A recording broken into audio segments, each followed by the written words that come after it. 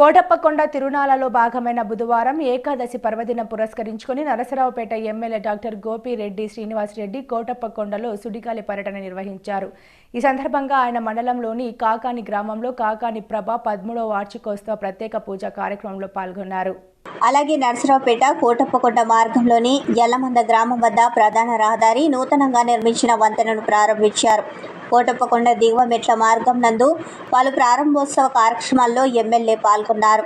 అదేవిధంగా కోటప్పకొండ దేవస్థానం నందు సూట్ రూమ్ను ప్రారంభించారు. ఏకాదశి సందర్భంగా కొండకు విచ్చేసే భక్తులకు నరసరావుపేట వాసవి క్లబ్ గ్రేటర్ వారి ఆధ్వర్యంలో ఏర్పాటు చేసిన పులిహోర, గుగ్గిళ్ళు, హల్వా మరియు మంచినీటి ప్యాకెట్లు పంపిణీ ప్రారంభించారు.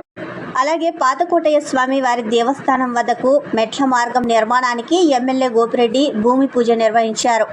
అనంతరం సాయంత్రం నరసరావుపేట మండలంలోని అల్లూరివారిపాలెం గ్రామంలో పలు అభివృద్ధి కార్యక్రమాలను ఎమ్మెల్యే ప్రారంభించారు. ఈ కార్యక్రమానికి వైఎస్ఆర్ కాంగ్రెస్ పార్టీ నాయకులు, కార్యకర్తలు, వివిధ శాఖల కార్పొరేషన్ చైర్మన్లు, డైరెక్టర్లు, వార్డు ఇన్ఛార్జ్లు, వార్డు మరియు గ్రామ నాయకులు, కార్యకర్తలు తదితరులు పాల్గొన్నారు.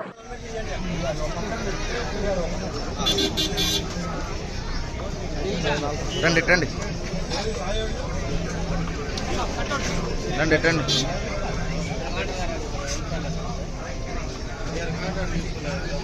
డబ్బులు కాదు అది కూడా చేస్తున్నాం అది కూడా చేశారు ఉన్నారా సార్